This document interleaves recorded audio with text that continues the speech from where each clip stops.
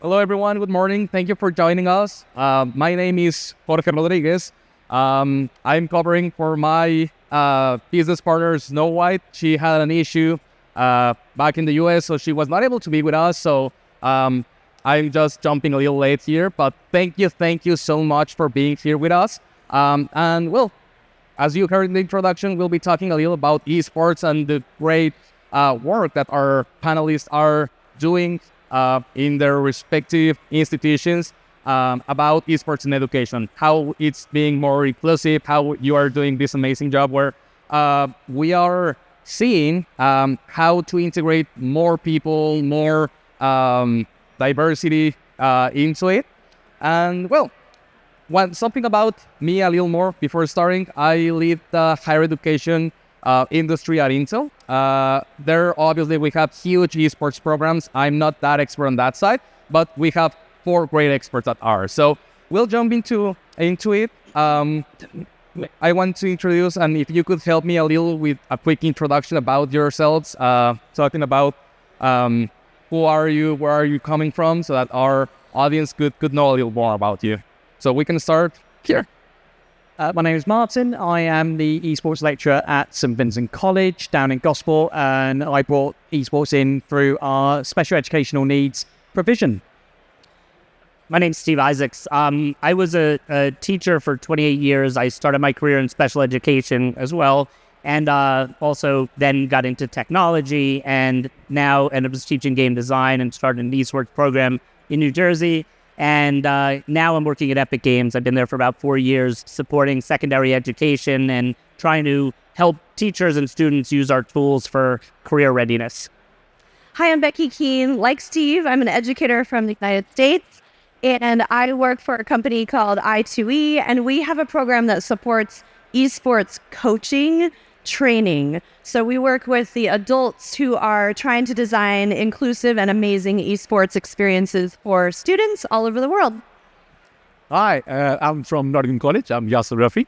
I am head of IT services. Part of my role is not only to ensure the day-to-day works run, but bringing in new innovation stuff, making sure it's inclusive, making sure it's utilized, trained, and we take full advantage of what we bring into the institute and ensuring students and teachers take advantage of it.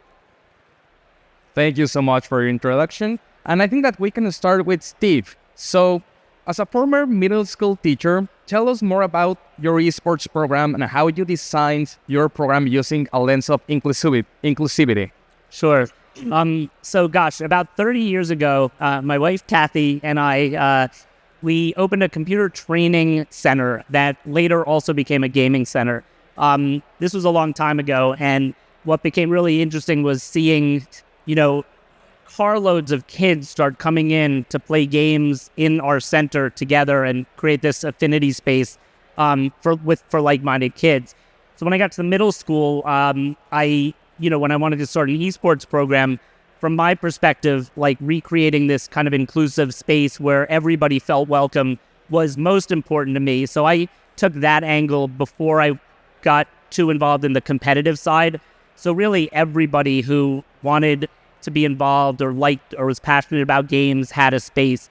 As we grew, we started having more competition. We started having kids who were interested broadcasting, shoutcasting and streaming, and got into all of the other areas around that. And, some of the things that were so special about that were that it was really truly inclusive. So there were a lot of kids with special needs and things. And one of the most heartwarming things was when I got an email from a parent who, reached out and said, their child had never been involved in anything in school, didn't have any, friends outside of school, but kept talking about this game club. And can I help introduce her to some of the other parents of the kids that her child was talking about all the time. So, that home to school connection, that inclusive piece, I think is so important. And I think we create opportunities for our children when we create spaces like that. That's great. And I mean, you did a big career changing from education directly to Epic Games. So now that you're there, how a much broader reach and able to hold events all over? I mean, one of those events was the Game Jam in Seattle, right? So I don't know if you can talk to us a little more about that event. Sure. So, in my role at Epic, in addition to working with educators and such, we've been running a number of student-facing events, including game jams.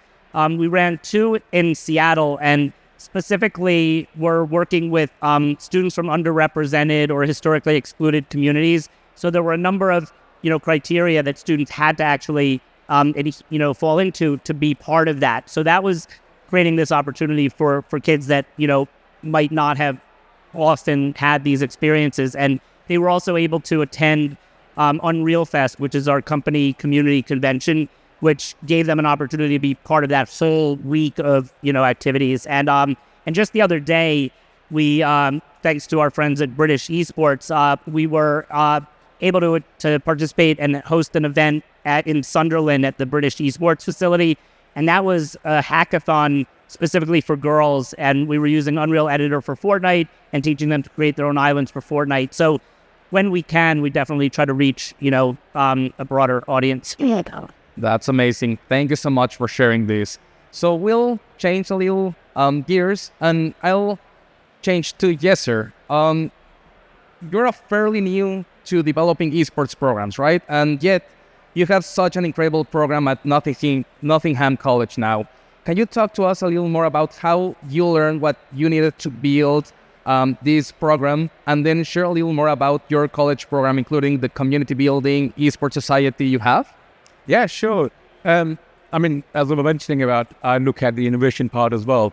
So last year, having done all the immersive, all the VR and everything else, I was looking at what's the next skill set which we need to bring in the Institute.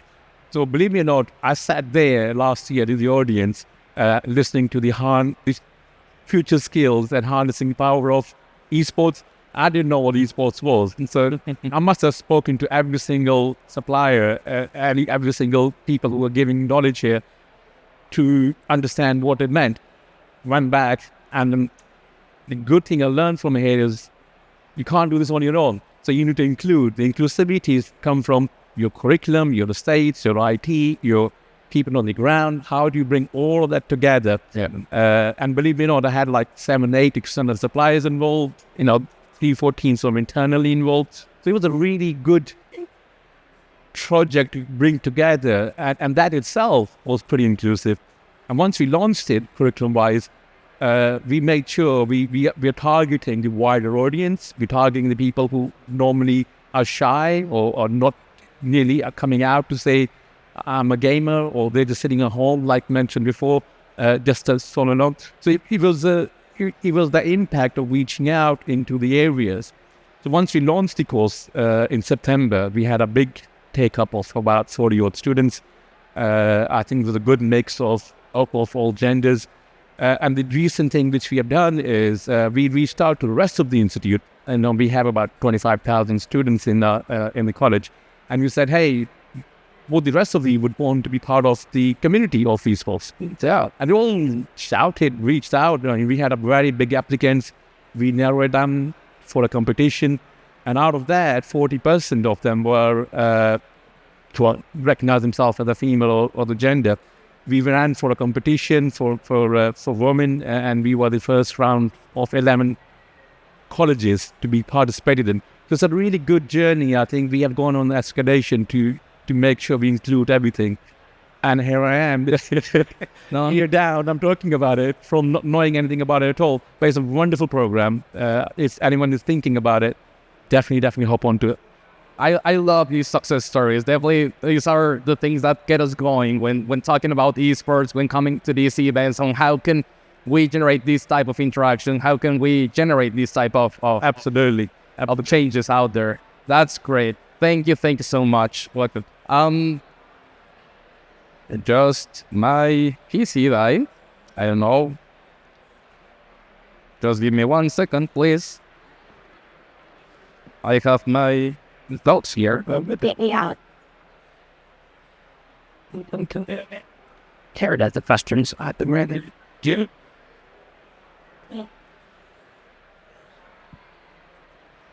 We can get one of the gaming laptops out. Yeah, I need to change my device. Definitely, it's one of my objectives for this year. He's in. A gaming one would be amazing, and definitely is one thing that I'm looking for. So we'll change a little here to Becky. So it's no secret that academic esports programs and pro-level esports have been dominated by males, and yet 45% of the overall gaming population identify as female. What are your thoughts on why we don't see more females in more formal esports programs, and what are some best practices or examples you have seen to help develop a more gender-balanced esport program? So this is a big question. And if you look around our space right now, you will see a representation of more men than women, even in our current audience. So I would say, what are my thoughts? So I have so many thoughts on that. One of my big thoughts is that we don't often in schools see programs that are specifically recruiting and tailoring their programs to the female students who might want to participate. And so a lot of that looks different for different schools. Some schools focus on a full integration of, female and male players and anyone included all on one team. Some schools focus on teams based on gender identification. And there's positives and negatives both directions. And so I'm not going to tell you which way to go. It really depends on your students and what you want to achieve. We see a lot of excitement in all female teams around the world. But we also see the importance of bringing females into teams with boys and helping them understand that male toxicity is real and painful and not okay. We see it a lot in the world of just casual gaming. And so often the work that we're doing in schools to help males understand that females are just as good at video games as men gets undermined by what's happening in their casual gaming outside of school. They're hearing all sorts of very stereotypical poor choice of language against the female players. And there are female players around the world who actually play under male names, with male avatars, with male voices, so that they're not discriminated against while they're playing. So that's a reality that I think is really important to take on in schools. And the higher education coaches that I've spoken with tell me that higher education university is too late. We need to be helping include females in sports in a really healthy and natural, normal way, just like we include females in all of our sports from very young ages. And part of the work that we do at i2 Esports is helping teachers understand how they can coach those teams in a really impactful and inclusive way. We have some tips for how to get started and things that really help coaches of all types understand what it means to recruit equitably and accessibly for all types of players. Then part of that, I'll just continue for a moment. Part of that is understanding that not everyone that's a part of an esports team needs to be a player. There's a lot of components, and Callum was talking about that in the session right before us. There's so many components to a fully built out esports program. And so that alone allows you to include all sorts of people with all sorts of interests, because they're able to participate as a marketer, as a merch shop manager, as a game producer, as a tester, as a observer. And that gets us all sorts of types of students involved, whether they're male, female, or other. And that's really what we're aiming for, is a program that includes everyone, and also not just if they prefer to be there to game. But I think that you highlighted something that it's fundamental here, and it's starting this as young as possible. If we are able to make a change from the beginning to make like that generation and conception that it's normal and it's okay. That's the first where we need to start to get that diversity all the way to higher education, all the way to universities, to larger esports. So definitely that's super important. It really requires a cultural shift. Definitely. In how we think and how we speak in our homes as well as in our schools. That's great. Thank you so much. Now, Martin, you have an absolutely fascinating story on truly making esports accessible to all by having a focus on special education needs students and having huge success with it. Can you talk a little more about what inspired you to build a program focused on this specific population, and what were some of the considerations you had to build into the program to make their needs were met? Absolutely. My background really was I saw a bunch of students that I was working with day in, day out who are phenomenal when it comes to video games. We had a great video games lunch club. We had students playing their favorite games all the time, coming in, socializing. And it was completely different to when you would see them in the corridor or in the classroom. They in the classroom, in the corridor, when they were asked to do work, socialise, do group work, they found it a bit of a struggle. They were trying to work their heads around how would you socialise, how would you complete group work. However, when you get them into this kind of scenario where they're playing games with each other, working out problems in multiple different games, it seemed to come very natural to them. So I was having a look at a way I could combine their, targets from EHCPs. I was looking at how I can create a truly inclusive environment where students can thrive, be themselves, but also tick off some of the targets that they needed. And I stumbled across, fortunately, what British Esports were doing at the time, looking at the alternative provision championships that were around. And I thought, well, actually, that pretty much ticks off exactly what I want to achieve. Reached out to them, and we were able to get a team going in Rocket League at the time, which was phenomenal because we had about in our first tryout session, about 20 to 30 students all wanting to be in this team of 3. So it was absolutely phenomenal. And some of them I hadn't even worked with before. Some of them had just turned up at the door and said, I really want to be in this team. I really want to try and play Rocket League. Never played it before. Can I learn?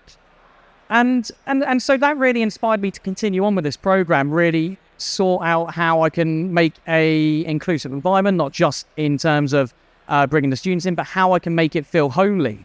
And that was really where it all started.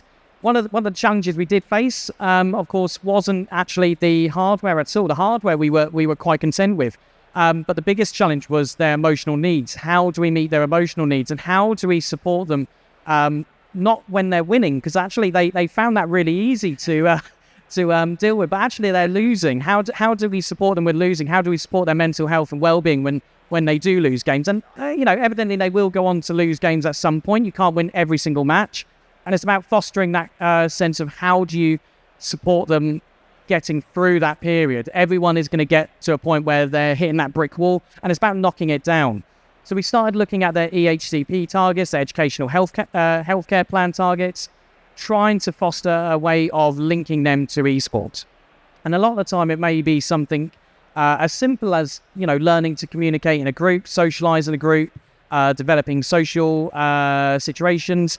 And actually them attending an esports event, esports club, that was ticking it off. They were talking to a variety of different students that maybe weren't in their course, or maybe they hadn't met before from another area of the college. They were all fostering that kind of community feel.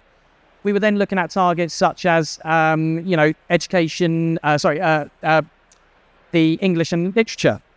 Now that one was a little bit more tougher when it came to the literature side, the actual communication and English side. That worked really well. That was getting them to communicate, talking about in-game strategies, talking about terminology. When it came to the literature, that was where we started to struggle. We thought, how do we link esports to that?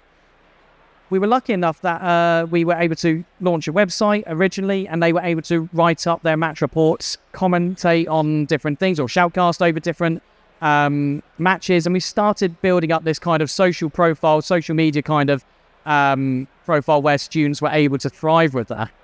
That's amazing. And I think that you nailed it there, mentioning that communication. Communication, I think it's fundamental in this type of programs. And if you are able to make it in those different levels, to make it reach everywhere, then it's where we start generating that changes. So that's an amazing story. Thank you so much for sharing that.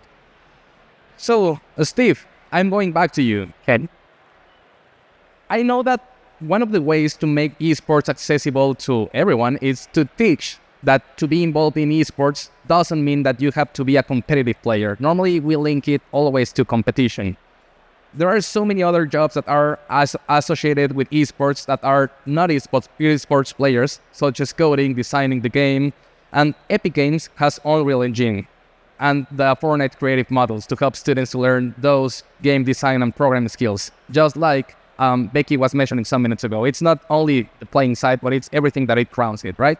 So can you describe a little more about what we are doing on the Intel Skills for Innovation packages that we have on Fortnite? Yeah. So Intel Skills for Innovation is a platform that offers starter packs for a lot of different content areas. And it's really a learning platform, but innovative in terms of what kinds of experiences students can have. We've been working with Intel on that platform, and we've created 2 starter packs so far for them.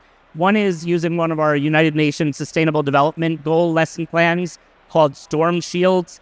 And that's an activity in Fortnite Creative where students, and a lot of what we do is more around creativity with technology. And like was mentioned, it's not about necessarily the game playing piece, but using the technology and building those skills.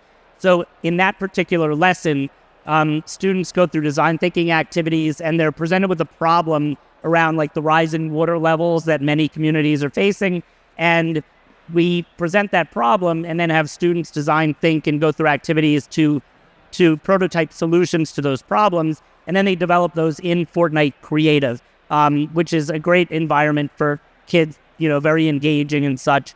And one of our other starter packs is using Unreal Engine and participating in our Rube Goldberg. It actually is a competition, but what students are doing is creating a Rube Goldberg machine in Unreal Engine, and they go through a learning kit and all of that. So again, not competitive in the sense that they're competing necessarily with a team against another team, but have the opportunity to demonstrate their creativity through that. And both of those are available. I think Intel Skills for Innovation is free, is it? Yeah, that's right. So just quick sponsor here, Intel Skills for Innovation. It's one of our biggest programs that we have out there.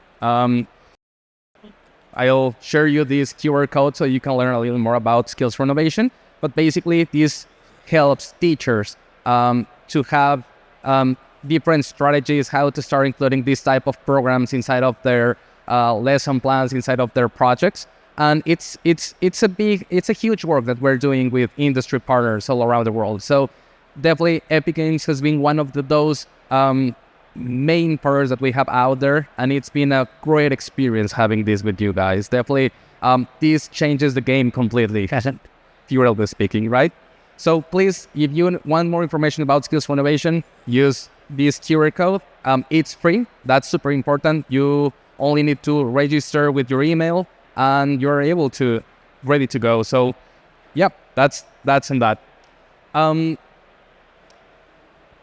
So also, and making a sponsorship here too, we have something called Innovation Pass. Innovation Pass, for all you that doesn't know, it's this application that we have for BED. So if you are attending to Intel sessions, if you are attending to some of our partner booths, and you are seeing Intel devices that have this QR code, scan it. You can win tons of prizes all over the place. There are laptops, there are displays, there are tons of things out there for you. So make sure to scan this code to earn the points for this session. And yeah, this will go through the entire 3 days of BED. So again, I want to thank all of you for attending to this session. I don't know, guys, if you want to add something to close this conversation. You have something that you want to highlight, something that you want to add before closing? I'll just add, don't be afraid to get started. Yes, that's exactly what I was going to say. If you're thinking about it, jump in. You're not going to regret it. Yeah. Great. That's a great and powerful message. And we have here really presenters that have gone through that fear, that have gone through that process. So please, don't be scared about doing something. Don't be scared to ask. We have tons of expertise here. If you want to continue conversations after the panel ends, please go ahead. Our speakers will be here so that you can talk to them. I'm not that knowledgeable on this topic, so I will be running afterwards. But thank you so much for being here with us today. Thank you to our panelists that are here, and have a great bit. Thank you, everyone. We'll see you.